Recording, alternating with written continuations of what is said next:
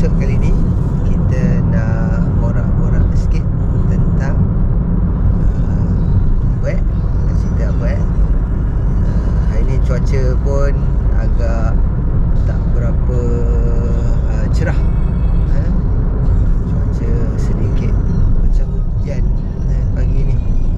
So bila hujan biasanya kalau KL orang risaukan jam lah. Kalau hujan pagi biasanya apa yang berlaku ialah kebanyakan orang akan memandu bawa kereta lah. So bila bawa kereta, rentetan peristiwa dia adalah pagi hujan, nak keluar rumah bawa kereta, jumlah kereta di atas jalan raya meningkat, maka jam. Okay. So kalau pagi banyak kereta dia akan jam, maka pagi banyak kereta definitely petang pun banyak kereta. So bila pagi banyak kereta, petang banyak kereta, petang jam. Kalau petang hujan juga dia akan lagi tambah jam. Jadi dekat sini basically it's rentetan peristiwa lah. Sometimes bila kita cerita tentang satu-satu masalah, we always talk about finding the root cause. Root cause analysis. Dan bila cerita tentang root cause analysis ni, sebenarnya kita daripada orang Melayu bahasa Melayu, daripada kecil-kecil kita dah biasa dengan budaya lagu. Dan salah satu lagu yang kita selalu dengar adalah Bangau Oh Bangau. Bangau Oh Bangau ni cerita dia, kalau kita lihat dari segi satu perspektif, ada orang kata Bangau Oh Bangau ni adalah blaming culture. Kenapa kau kurus? Aku kurus sebab ni, aku kurus sebab ni, kenapa sebab ni. Tapi pada satu perspektif yang lain, cerita Bangau Oh Bangau tu sebenarnya dia mengajar, mendidik kita untuk mencari root cause analysis. Sebab apa? Walaupun Bangau tu kata dia kurus sebab itu, sebab ini dan rentetan peristiwa tu, tetapi sebenarnya siapa yang bertanya soalan tu? Yang bertanya soalan dalam lagu tu, yang bertanya soalan dalam lagu tu adalah orang yang menyanyinya. Jadi yang si penyanyi tu, orang yang menyanyikan lagu tu akan melatih diri dia untuk bertanya soalan. Bangau, kenapa kau kurus? Macam mana aku tak kurus? Kan dia kata perut sakit. Kenapa perut sakit? Makan nasi mentah. Kenapa makan nasi mentah? Kenapa nasi mentah? Sebab kayu api basah. Kenapa kayu api basah? Sebab hujan turun. Kenapa hujan turun? Kat sini of course dia tak adalah belajar sains. Hujan turun sebab apa? Dia kata hujan turun sebab katak panggil. Kenapa katak panggil? Sebab ular. Ular cakap, "Lah kenapa kau nak makan katak?" "Lah, dah memang makanan aku." So kat situ kalau tengok dari perspektif blaming game, maksudnya ular ni je lah yang bercakap jujur lah. Tapi kita tak suka orang ular-ular ni. But that's not the point. The point is kita mendidik pemikiran root cause analysis. Tanya, kenapa? Kenapa? Kenapa? Why? Japanese very popular with 5 whys. Tapi sebenarnya dia tak perlu sampai 5 kali pun.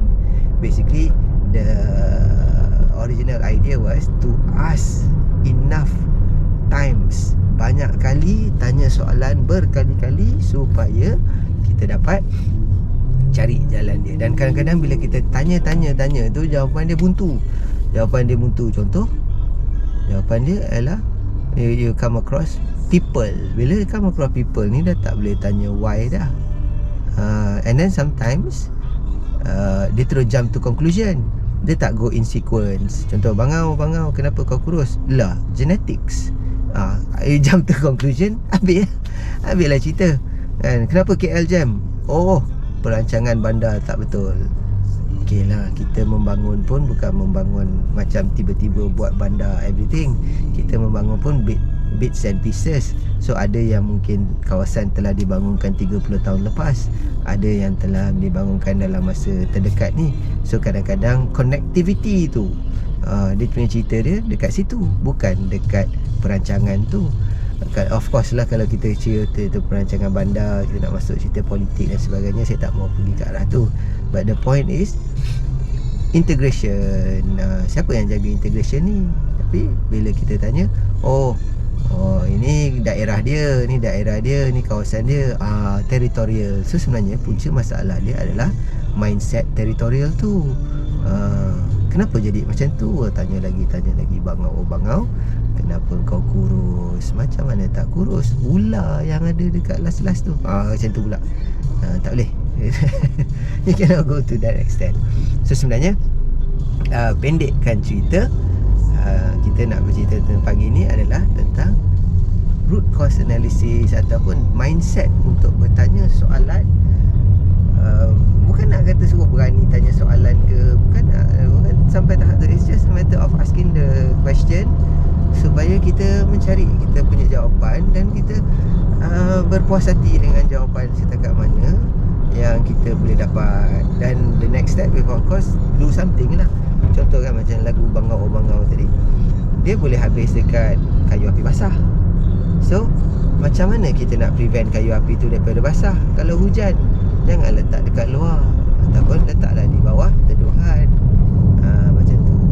Ataupun masak nasi mentah. So macam mana nak elakkan masak nasi mentah tu? Banyak dia punya junction untuk kita fix the issue. Tapi boleh tak pergi lebih dalam sampai masa kita bunuh segala ular? Tak boleh, nanti katak banyak sangat, ekosistem tak balance. So sometimes when we do root cause analysis, dia punya main point dia adalah untuk mencari apa possibilities dia, dan sampai satu extent kita kena make a decision making skill untuk kata okay, kita boleh tolerate up to this level. Ini adalah something yang dalam circle of control kita. So daripada situ kita pun pilih untuk ada preventive ataupun some form of countermeasure yang suitable. Jadi itulah cerita dia Bangau tadi. Cerita root cause analysis, cerita mindset tu. Bukanlah kita nak always jadi terlalu rigid dalam pemikiran ni.